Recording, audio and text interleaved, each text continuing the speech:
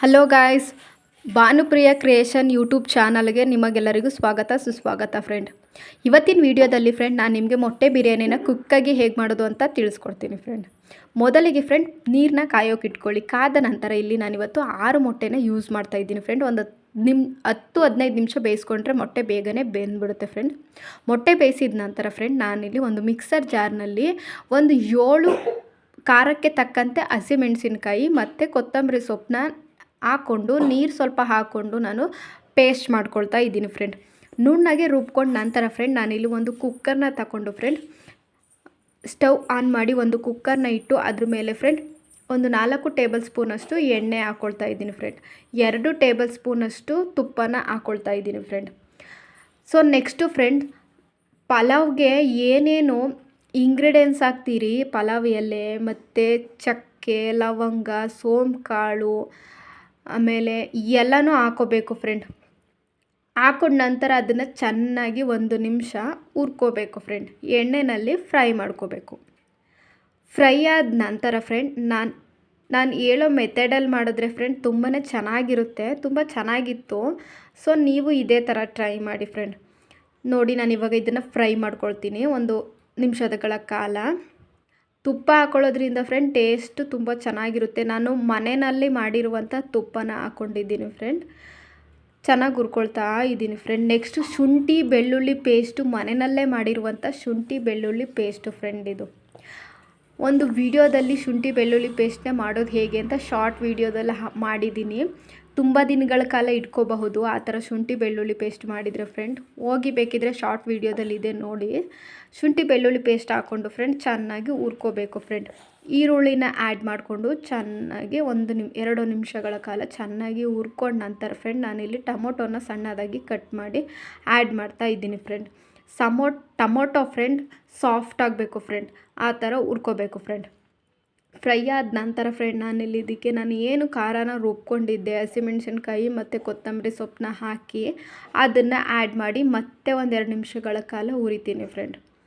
ಹುರ್ಕೊಂಡು ನಂತರ friend ಇನ್ನೇನೇನು ingredients ಹಾಕಬೇಕು ಅಂತ ಹೇಳ್ತಾ ಹೋಗ್ತೀನಿ. 8 ತನಕ ನೋಡಿ ಅರ್ಥ ಆಗುತ್ತೆ.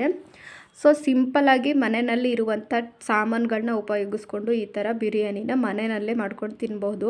ಹೋಟ್ಲಲ್ಲಿ ತಿನ್ನೋದಕ್ಕಿಂತ ಫ್ರೆಂಡ್ ಮನೆಯಲ್ಲೇ ಈ ಥರ ಸಿಂಪಲ್ಲಾಗೆ ಮಾಡ್ಕೋಬೋದು. ಯಾವುದಾದ್ರೂ ಒಂದು ಐಟಮ್ ಮಿಸ್ ಆದರೂ ಪರವಾಗಿಲ್ಲ ಫ್ರೆಂಡ್, ಮನೆಯಲ್ಲೇ ಊಟನ ಸೇವಿಸ್ಕೋಬಹುದು. ಚೆನ್ನಾಗಿರುತ್ತೆ ಮನೆಯಲ್ಲೇ ಮಾಡಿಕೊಂಡು ಊಟನ ತಿನ್ನಿ ಫ್ರೆಂಡ್. ನೆಕ್ಸ್ಟು ಫ್ರೆಂಡ್ ನಾನಿಲ್ಲಿ ಧನಿಯಾ ಪುಡಿ, ಗರಂ ಮಸಾಲ ಮತ್ತು 1 ಟೇಬಲ್ ಸ್ಪೂನಷ್ಟು ಮನೆಯಲ್ಲೇ ತಯಾರಿಸಿರುವಂಥ ಖಾರ ಪುಡಿ 3 ಕೂಡ ಆ್ಯಡ್ ಮಾಡಿಕೊಂಡೆ ಫ್ರೆಂಡ್. ಧನಿಯಾ ಪುಡಿ, ಗರಂ ಮಸಾಲ ಮತ್ತು 1 ಟೇಬಲ್ ಸ್ಪೂನಷ್ಟು ಖಾರದ ಪುಡಿ ಮತ್ತು ಚಿಕನ್ ಫ್ರೈ ಪುಡಿ ಫ್ರೆಂಡ್, ಚಿಕನ್ ಪೌಡರ್ ಅದನ್ನು ಕೂಡ ಸ್ವಲ್ಪ ಆ್ಯಡ್ ಮಾಡಿದ್ದೀನಿ.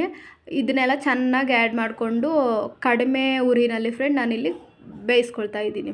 ಹುರಿದ ನಂತರ ಫ್ರೆಂಡ್ ನೆಕ್ಸ್ಟು ಇದಕ್ಕೆ ಫ್ರೆಂಡ್ ನಾವು ಕಮ್ಮಿ ಉರಿ ಕೊಟ್ಕೊಂಡಿದ್ದೀನಿ.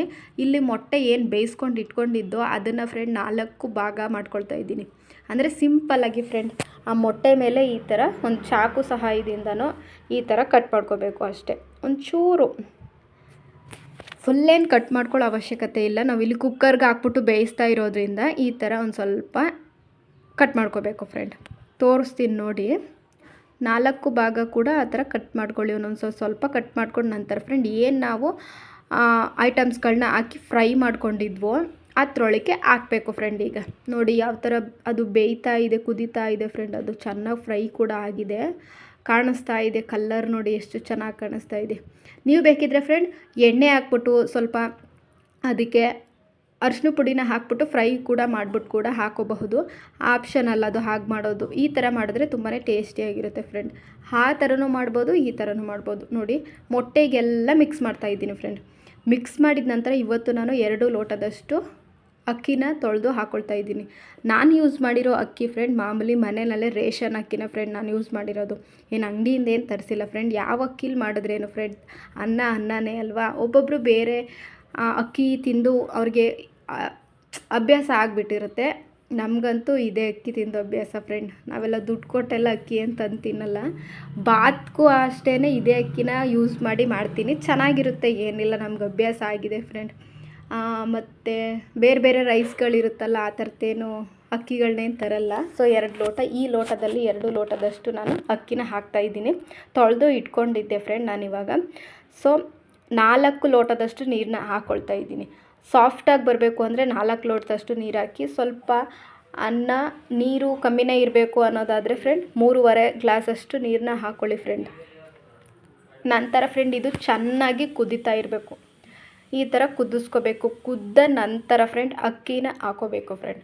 ತೊಳೆದು ಇಟ್ಕೊಂಡಿದ್ದೆ ಅಕ್ಕಿನ ಆ್ಯಡ್ ಮಾಡಿಕೊಂಡು ಫ್ರೆಂಡ್, ರುಚಿಗೆ ತಕ್ಕಷ್ಟು ಉಪ್ಪನ್ನ ಈಗಲೇ ಹಾಕ್ಬಿಟ್ಟು ನೋಡ್ಕೊಳ್ಳಿ ಫ್ರೆಂಡ್.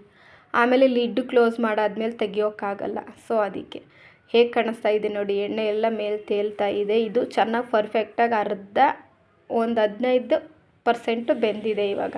ಸೊ ಲಿಡ್ ಕ್ಲೋಸ್ ಮಾಡಿ ನಾನು 2 ವಿಸಲ್ ಕೂಗಿಸ್ಕೊತೀನಿ. 1 ವಿಸಲ್ ಕೂಗಿಸಿದ್ರೂ ಅನ್ನ ಬೇಯುತ್ತೆ, 2 ವಿಸಲ್ ಕೂಗಿಸಿದ್ರೂ ಅನ್ನ ಬೇಯುತ್ತೆ, ಏನು ತೊಂದರೆ ಇಲ್ಲ.